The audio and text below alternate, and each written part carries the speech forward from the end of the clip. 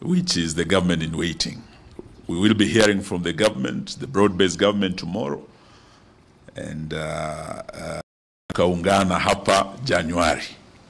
Sasa leo nina furaha sana kumkaribisha hapa tena His Excellency Rigathi Gachagua, karibisha His Excellency Kalonzo Musyoka, ndugu yangu Mheshimiwa Linturi, Mheshimiwa JB Muturi na viongozi wa upinzani, the United Opposition, hapa kwenye Chui House, ambako leo tunataka tufunge mwaka tukiwa pamoja, na vile vile tukichukua nafasi hii kuzungumzia masuala mbalimbali, masuala nyeti yanayohusu wa Kenya, na vile huu mwaka umekuwa na kule tunaenda mwaka mpya.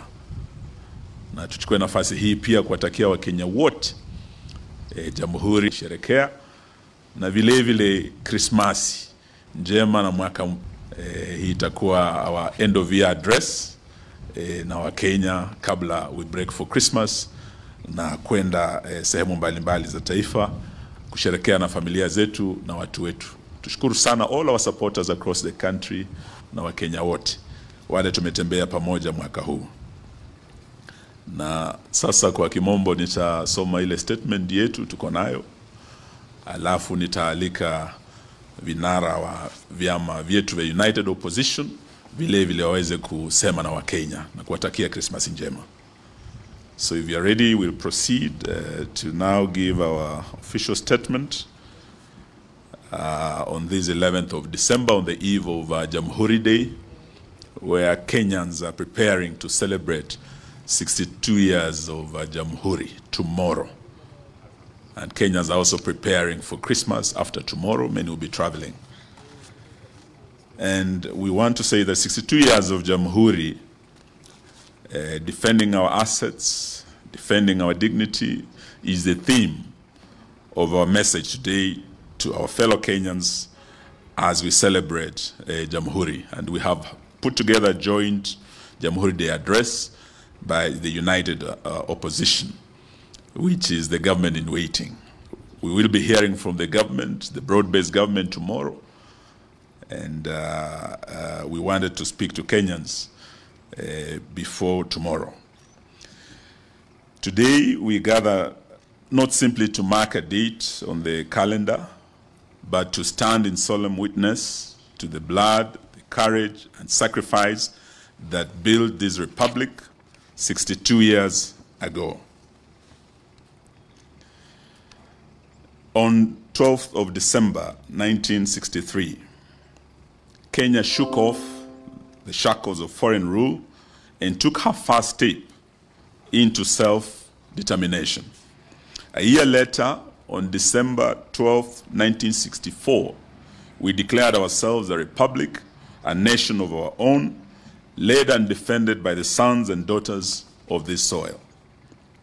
This day is not ceremonial formality. It's the crown jewel of our sovereignty as a nation. It is a day to reflect on the struggles, the sacrifices, and the victories of those who came before us.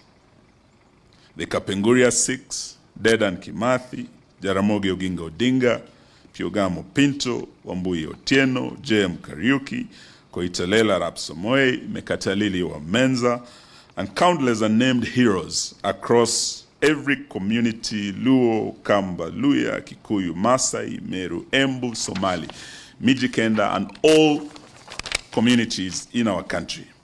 They believed, they fought, they bled, and some died so that we might inherit this land, this republic, this dignity. Fellow Kenyans, independence was never a gift. It was earned through blood, sweat, and relentless courage. Forests became battlegrounds, towns became prisons, schools became sites of resistance. Independence was bought with sacrifice, and every story, every name, every life lost, a lesson for today. We must never forget that the republic belongs to the people, and it is our sacred duty to defend it.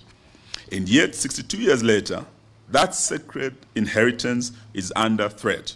National assets like Safaricom, Kenya Pipeline, KCB, JKIA have been pawned mismanaged, and sold without transparency, without public participation, and without regard for the law and the constitution of our republic. These are not mere businesses. They are the backbone of our economy, the gateways of our sovereignty, and the pillars of our republic. Every transaction that does not include the people, for the people, undermines them, and is an affront to our history. Look at the facts. Safaricom, our national crown jewel, had 15% of its shares sold at a fraction of its true value. Kenya Pipeline, the lifeline of our energy sector, is also facing the same threat. JKIA, our gateway to the world, has been compromised in management decisions favoring profit over national security. And KCB, a pillar of financial system, has been manipulated to benefit a few insiders. This is not economic reform. This is international neocolonialism, a quiet auctioning of our sovereignty. Fellow Kenyans, the courts have intervened on Safaricom, on KPC, on JKIA, and we have just received good news that the court orders have been issued against the opaque US-Kenya health deal that was signed recently without any public participation.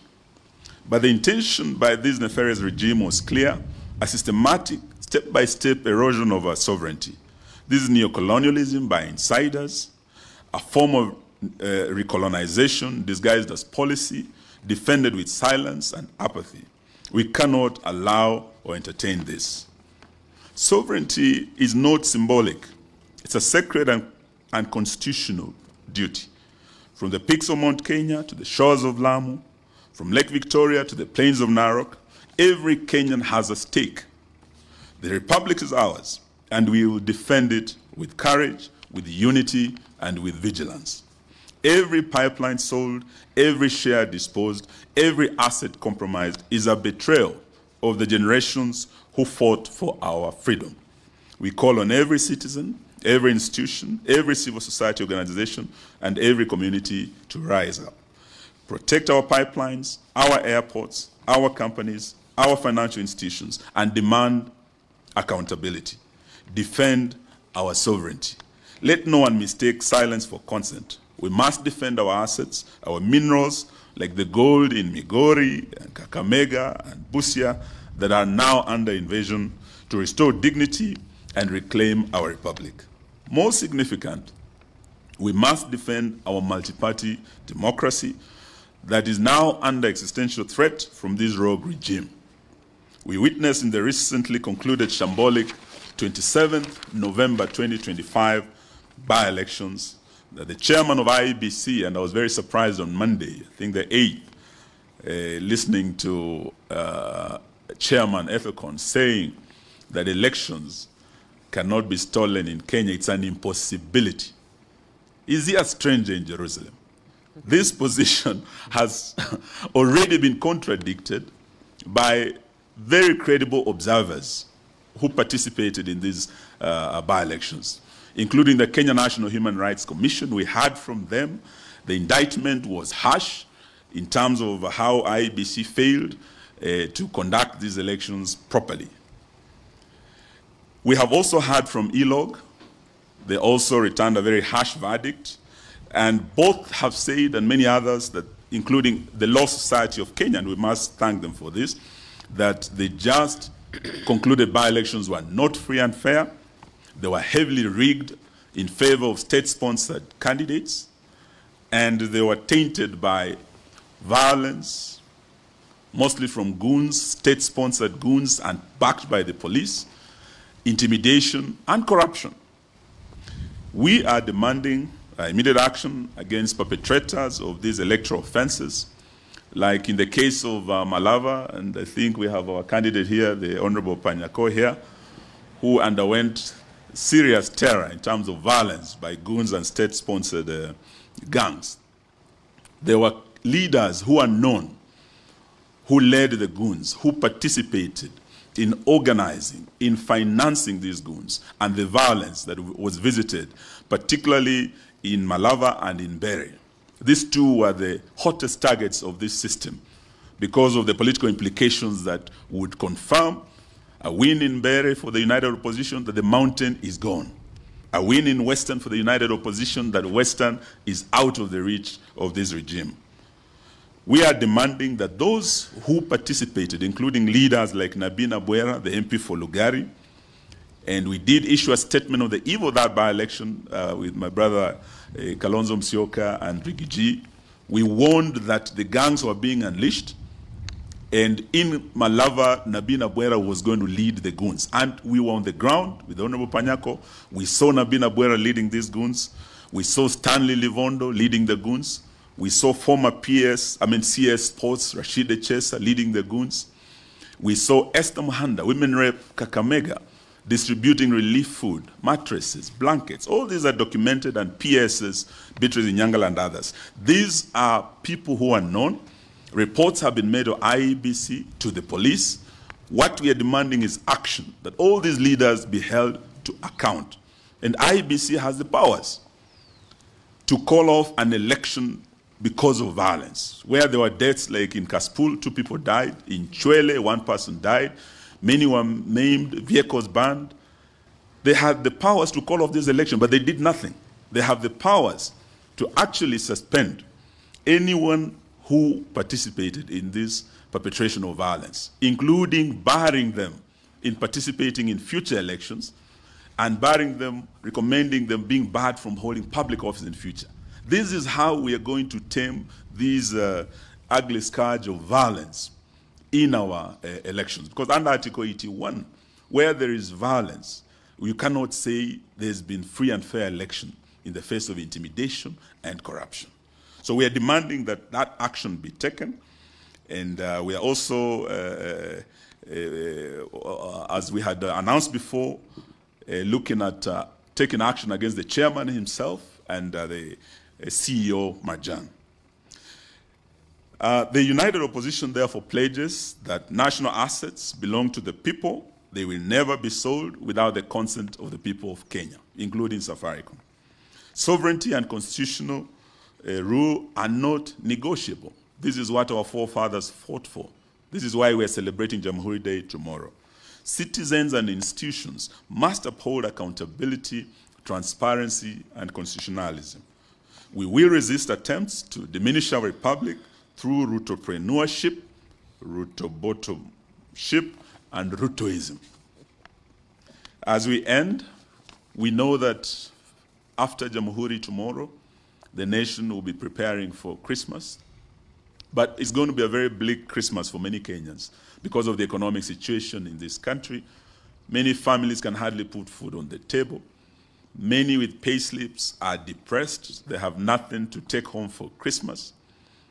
And we also have many who are facing drought up north, Mandera, Wajir, Garissa. And this is a situation that we are now demanding that even as we go to Christmas, Kenya is facing serious drought.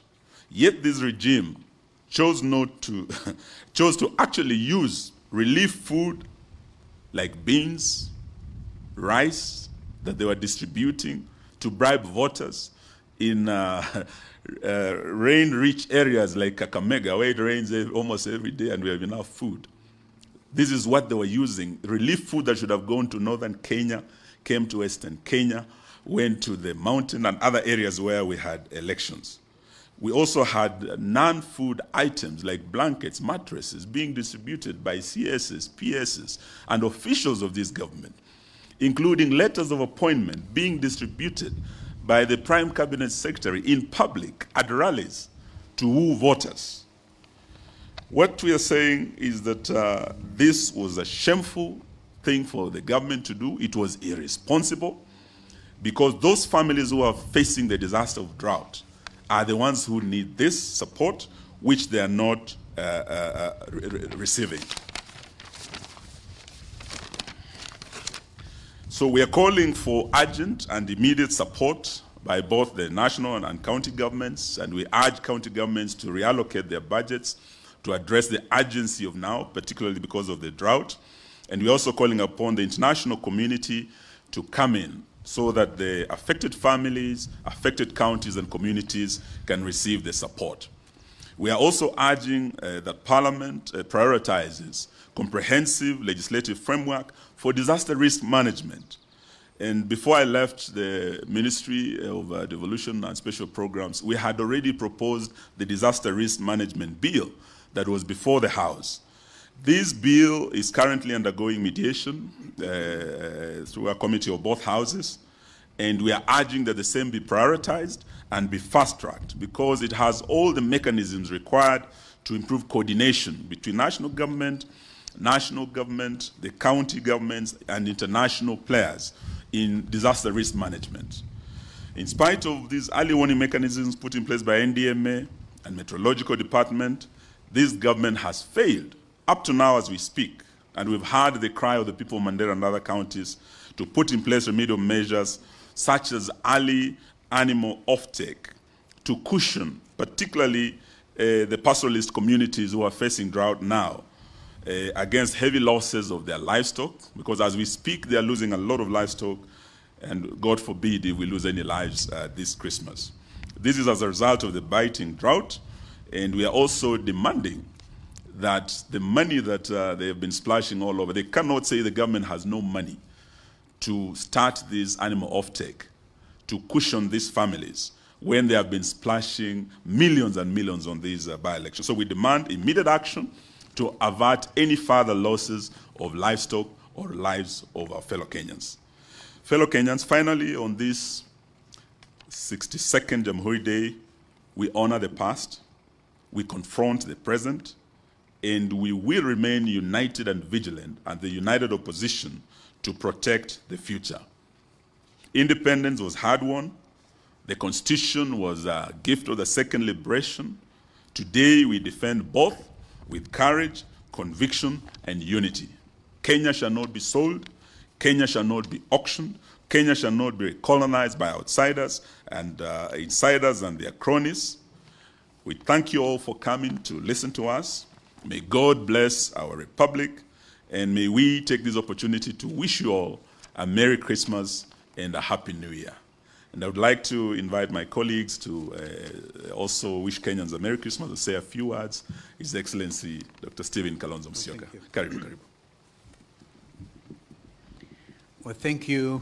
We stand, of course, firmly in support of what has just been read. And I know even our colleagues who are not here with us today are part of the statement. Lest you begin to say that united opposition is not indeed united. We are all in solidarity. Let me just say kwa Kenya wenzangu, wenzetu, kesho ni siku yenye umuhimu mkubwa sana. Yes, sir. Najua this guy is tall. Huh? Hata hii chukuene. Thank you.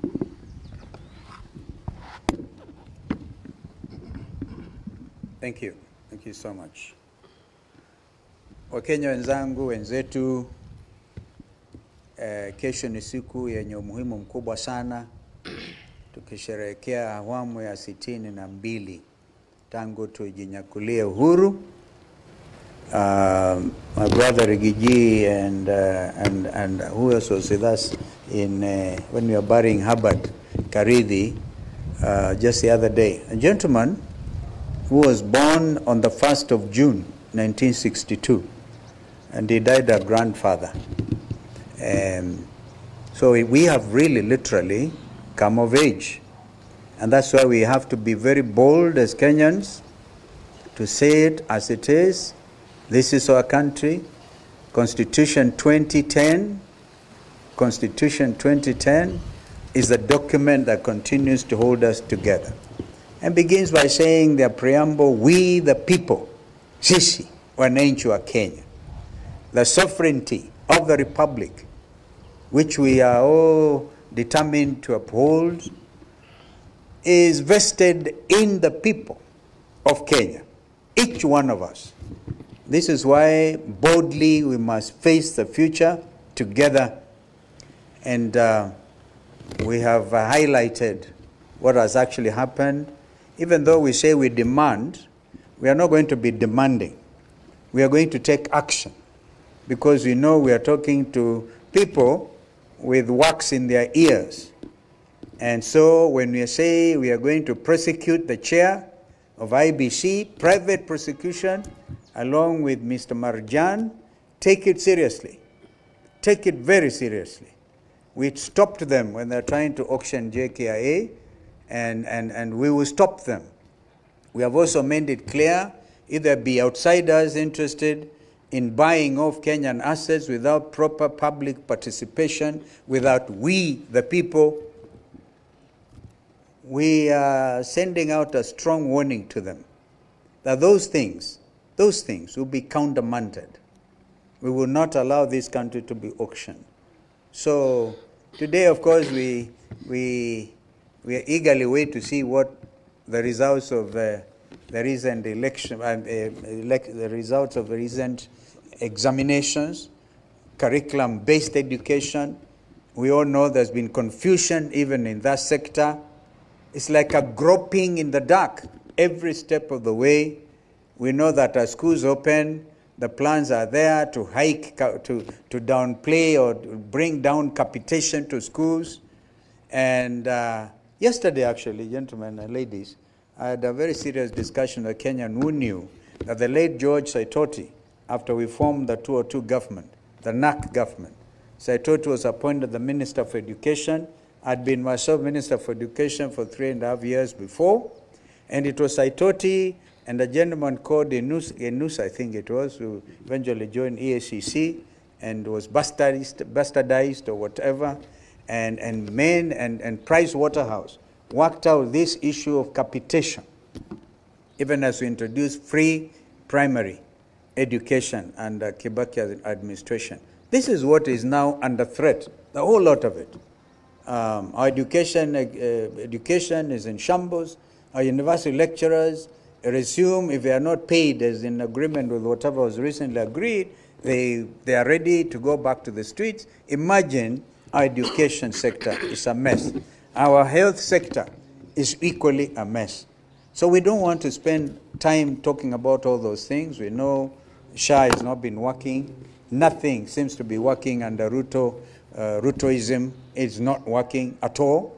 And we are not here to pretend all is well in the country. We are preparing as united opposition to take leadership. And of course, the good thing is 2026, just a few days from now, we'll be talking about elections next year. So Kenyans, get ready for takeoff. Thank you. Thank you very much. We would like to invite the party leader of DCP, His Excellency Rigathi Gachagua. And since we started this journey here, huyu mwanaume amepitia mambo mengi sana. Pigwa tear gas kanisani, PCA huko, pigwa huko kwa Matanga, Limuru. Now he's a target. What used to be Railaphobia has now become Rigathiphobia. And they're trying to sell Rigathiphobia to try and divide the opposition, drive a wedge between Gachagua, Kalonzo, Wamala. We will not allow it. 1 year now, we've remained united. This coming year, we remain united until we accomplish our mission. May I invite him to speak to the nation? Thank you very much. Let me also take this opportunity to wish the great people of Kenya a Merry Christmas and a very happy 2026. Much as we know that Kenyans have nothing to celebrate, Kenyans depart their villages in anguish, in despair, lacking, not able to put a meal on the table. The economy is not performing, despite the State of Nation address by William Ruto in Parliament saying that the economy is doing much better. Kenyans know differently. As I have said many times, you don't need to tell Kenyans that there is economic growth. They know it when it is happening. During the tenure of Mwai Kibaki, Kenyans would talk of economic growth without relying on any statistics or any economic survey. You remember we had banks hawking loans. They would be having tents outside banks, inviting the people of Kenya to come and get money to do business. The economy was thriving and Kenyans knew. So as we proceed for Christmas and New Year festivities. Kenyans are in distress. Kenyans are worried about January because capitation is not available. They have to dig deeper into their pockets to pay school fees for their children. The free primary education initiated by Mwai Kibaki is no longer the case. The free secondary education brought by Uhuru Kenyatta is no longer the case. But we want to ask the people of Kenya to stay focused and not to give up. Let me take this opportunity to urge the people of Kenya and new media and our political competitors not to fall for the false narrative by William Ruto. William Ruto is trying to tell the people of Kenya that the problem of Kenya is tribalism. And the most urgent thing is to unite the country. There is no community in Kenya that has a problem with any other community. Even you people of the press who are here, you are from different communities and you have no issue with each other. Kenyans are all united against oppression, against poverty, and against all the evils that bedevil the republic. We want to tell William Ruto, don't tell the people of Kenya that the problem is tribalism and lack of unity in the country because you know it's a lie. That is diversionary. The problem of Kenya is theft of public resources. The problem of Kenya is wanton corruption. The problem of Kenya is misappropriation of public resources. The problem of Kenya is disregard of the rule of law. The problem of Kenya is abductions and extrajudicial killings. The problem of Kenya is wanton and open and shameless bribery in State House of Kenyan voters. Those are the problems that bedevil our country. So please, let people not be swayed and diverted to chase a false narrative about tribalism and lack of unity in the country. Those are not challenges in this country at all. The problem of this country today is the raiding of the payslip. All workers are in anguish. Their payslips have been raided. Those are the real challenges that faces the people of Kenya. So as we proceed to Christmas, let the people of Kenya focus on what ails our country so that we can get a solution. And the solution is one term. And that is the way it is. And that is the way it shall be. So let's all stay focused. And I ask the media and commentators to focus on the real challenges that face this country. And those problems are real. And if you talk to Kenyans when you go for Christmas, they will tell you, we have a challenge of a destroyed education system. We have a challenge of a failed health system. Those are the challenges before the people of Kenya. Let William Ruto not cheat the people of Kenya that there's a problem of lack of unity in the country. All Kenyans are united against poverty, against oppression, against misappropriation of public resources, against sale of public assets. Those are the real challenges that face our country. And we want you, media, to help us to really anchor the real challenges that face the people of Kenya. So hata nyinyi watu ya media, pia tunatakia nyinyi Christmas njema. You know, for those of you who will go to Nakuru and Western Kenya, mkifika pale Limuru, where Ruto launched the Rironi Mau Summit Road, there is only a signboard. There is no equipment, not even a wheelbarrow. So the real challenge of this country is lies by William Ruto. You know, he was there in a very grand ceremony. And I want to challenge you, those of you who are going to that part of the country. When you reach Limuru past Kwambera, you slow down. There is only a signboard. There is nothing. And he launched the road with a lot of fanfare. Nanuwongo mtupu. You know, there is nothing going on. And elsewhere, there is nothing that is going on. Na wale munaenda Western, mkifika huko mwambie watu ya Kakamega wasikubali gold yao iuzwe na watu wengine. You know, the whole of Western, there is a lot of gold under. Ile shimo anachimba pale, hiyo ni ya kuingia huko chini. The gold is all over the whole of Western Kenya. And that gold, if it's preserved, it will wipe out poverty from Western Kenya. And we're asking the people of Western Kenya to resist the theft of their gold until we form government, so that we can negotiate with the people of Western Kenya. How does that gold benefit them? Because it's God-given. They were given by God free of charge. And it must count for something. And it must transform their lives. Asanteni sana. Thank you very much. Thank you very much. Rigiji amenikumbusha. Kalonzo alienda kwa ile barabara ililonchiwa. Akapata hakuna kitu. Rironi vile vile. Na tukaambiwa kuna watu walikuja wakibeba vidole viwili. Wakafikiria ni 2 term. Tukumbe wanasema no, imebaki miaka 2 tu mtu aende. Na tuko hapa na kiongozi wa DP, former Attorney General, former Speaker, ambaye nataka nimwalike aje. He's also come out of a meeting with our lawyers over Mbeere. Just the way Honorable Panyako is here, we have also met our lawyers about Malava, and we are preparing a legal challenge to the atrocities committed both in Mbeere and in Malava. May I invite the Honorable JB to speak? Thank you. Thank you very much. First, I also wish to confirm that I fully associate with the statement that has been read out. And just to confirm to Kenyans that, yes, indeed, we are historically supposed to enjoy and celebrate Jamhuri Day. The unfortunate bit this year is that there's really nothing much to celebrate other than to remember the heroism of those that fought for independence. Because as has been confirmed both in our statement and from my colleagues who have spoken before me, there's really nothing to celebrate. Honesty, truth have been criminalized. I hope Kenyans don't clap or won't clap for William Ruto if he says again, if he repeats tomorrow, that since he took office, he has never taken a shilling that belongs to the public. Because I'm sure even you colleagues from the media, you actually can tell. Somebody who has never taken a shilling out of public coffers is able to invite 10,000 teachers and give them 10,000 shillings each.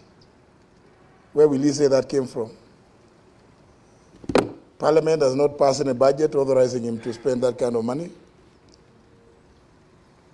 Where will he say he gets the money to call 10,000 chiefs and assistant chiefs and bribe them with 10,000 shillings each? Yet he has not taken a shilling from the public coffers other than his salary, which we all know how much it is. So I'm just cautioning Kenyans, please don't celebrate that because he is likely to repeat that lie. Because William Ruto is a guy of theater. He likes theatrics. High-sounding phrases, making Kenya Singapore. Yeah? How do you make Kenya Singapore when corruption is the order of the day? I hope he has read actually a Lee Kuan Yew's book properly so that he is not hallucinating about making Kenya Singapore in the next few months that are remaining in his presidency. Because for sure, we in the United Opposition are determined to rescue this country. Lazima tukomboe nchi kutoka kwa utawala mbaya, utawala ambao kile kimekita mizizi zaidi ni ufisadi. And we must celebrate some of our institutions that are still remaining faithful to the country, faithful to the provision, the requirements of the leadership and integrity provisions in our Constitution, principles and values of governance as enshrined in Article 10 of our Constitution, which William Ruto has completely ignored, because William Ruto considers the current 2010 Constitution an inconvenience. And as you can see, by what we hear from the people that always visit State House, Mheshimiwa Rais tunakuomba hii, Mheshimiwa Rais nakuomba barabara, Mheshimiwa Rais, and Mheshimiwa Rais has completely mistaken that to mean that the country is a private business. And it's no wonder that shamelessly he will assemble high-end crowds to go and purport to be launching the Riloni-Mau Summit Road, which I advised against cancelling the original contract with the French, and which cancellation has come at the cost of over 6.5 billion Kenya shillings to the taxpayer. That is surely not testimony of a person desirous of elevating this country to any level, let alone to the level of Singapore. And that's why I say we hope William Ruto, in his hallucinations tomorrow, in his speech, he does not again hoodwink Kenyans about his faithfulness, that he has never taken even a shilling. These are all hollow phrases that he has only perfected over the years.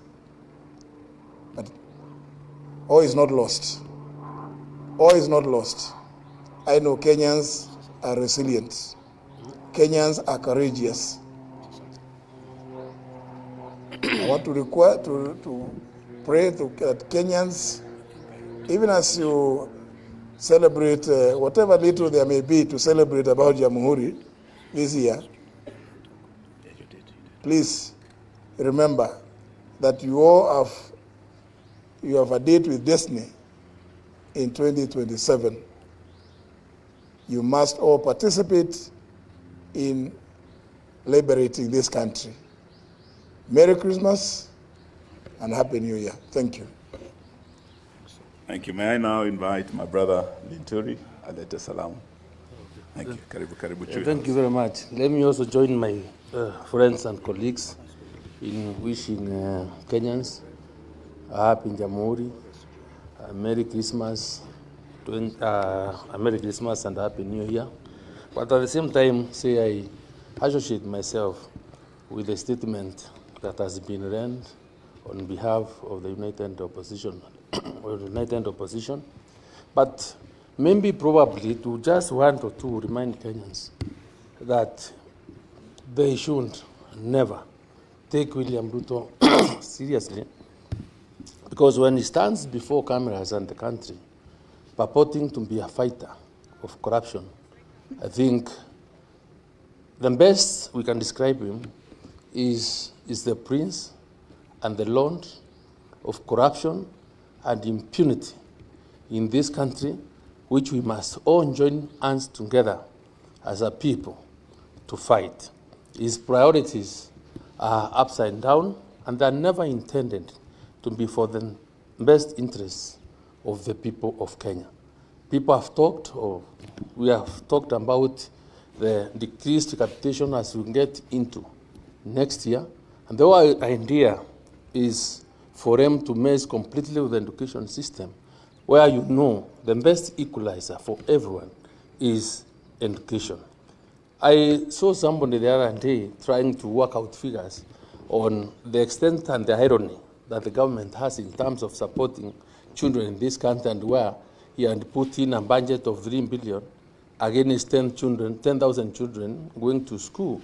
And when you worked out the math, you realized the budget for every child in every year was 300 shillings, and then went further to break it down, say, assuming even one child was to stay in school for 200 days, then the budget was 1 shilling for food. So how serious is William Ruto when he knows the best thing that we can do is to have a serious system properly funded? And I pray and I ask Kenyans to join us in this struggle, because the opposition is so bent to ensuring that education is accessible to all Kenyans. He was really serious. You know, when you look at the kind of money that is allocated to as the education budget, that goes to CNDF, that goes to counties, and these other institutions, that the end effect is to really deal with the psychological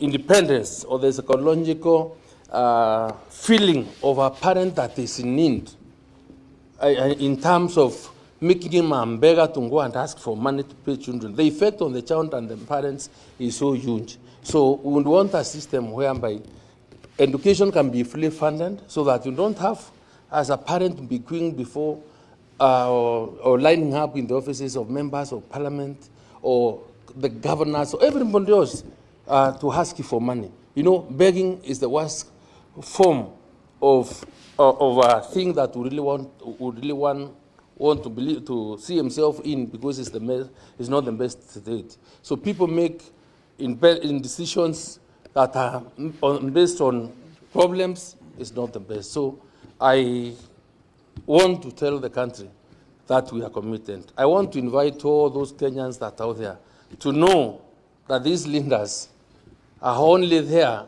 to lead this fight. And we want, and because at the end, tumeshika kichwa pale na masikio ya simba, nyinyi mundiru na mateke, but will not be count, but to move forward to ensuring that we have a country that is good, a country that has equal opportunity for everyone. Thank you, and thank you. I think we can take a few questions. We had other functions from here. We have other leaders who are with us, but they may not have a chance because of time. We have Senator Orioba with us here, representing our brother Fred Matiang'i. We have our chair, PWD, here. We have the youth leader, Wiper. I think he was here with us. So tuko na majenzi pia. We'll take a few questions, please. Yes, Emmanuel To.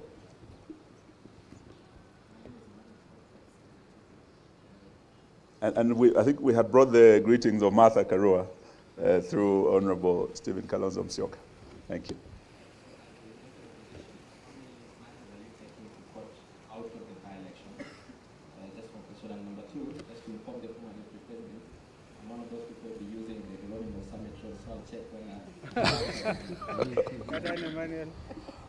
Thank you, Emmanuel. I think just to tell you, the battlegrounds were Malava and Bere. And we believe as a united opposition, we won both seats, but we were denied victory. And both are subject to serious legal challenges. We've taken almost 2 weeks. You remember it was this Thursday, 2 weeks ago, that the by-elections were held. Some were asking, why are you taking so long to address the matter or to file the matter? But Abraham Lincoln once said that when you are given an axe to cut a tree in a day, take 18 hours to sharpen the axe and 6 to cut it down. So we are ready to cut it down, and Kenyans will get to know the truth in court, how the Mbere by-election was stolen, and Malava. Thank you. Yes. My name is Ismi Chazima. I'm from TV 47. Yes. One question for the former AG. Yesterday, the president was speaking about the Kenya-US health framework deal, and he said that the current AG had ratified the deal and it's airtight. As a person who held that office, do you believe that the current constitution of that office has the metal to tell the president that this is not right and this is right or not? And secondly, I think that's a very good question. I think the question will go to either, yeah. That's why they kicked you out of that office. That's why you are kicked out. And in our business of sourcing for information, sometimes we stumble on information that is true and sometimes it's not true. So this is the information that I have stumbled upon because you guys look live today. There is no Matiang'i, there is no Martha. Your campaign, the head of campaign secretariat is not here. There is talk that they've gone out there to form another coalition. Is that true? Well, the question relating to what may have been cleared from the state law office is neither here nor there. But suffice to say, and I've said it severally, if you ever see William Ruto pursuing a matter that on the face of it appears to be public, for the benefit of the public, please be careful. Be careful. I've said it severally on many media houses. Be careful. But it is not for me really to say whether the opinions that may have come out of the state law office were fair or not fair.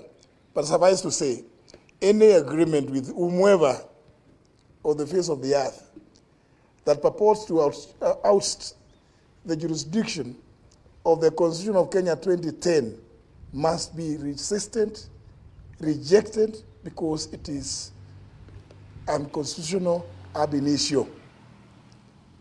And I think in answering that way, I'm trying to address the point that may have been raised by many of you in the media, that indeed that agreement purports to say that they don't want to hear anything about privacy laws, the privacy provisions in our Kenya Constitution.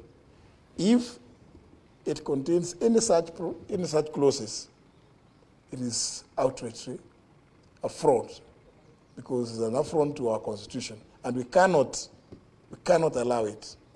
But I'm grateful that at least we got some interim conservatory orders suspending any further implementation of that agreement. Thank you very much. So thank you very much. I think that is, sorry? Yes, on opposition unity, we have said we are all together. You remember when it started here on 27th of January, we were with His Excellency Kalonzo Musyoka, His Excellency Rigathi Gachagua. Matiang'i was not here, but he sent Senator Onyonka. If you do recall, because we started the journey with you, today he has sent Senator Orioba is here with us. And Martha Karua spoke to His Excellency Kalonzo. They were together yesterday. She spoke to me. It's just that she's not available today. The festive season has set in. So treat those as rumors and speculations. They remain so, but we remain united and focused on the goal. Allow us, because we have other functions, please, to leave it at that and to wish you all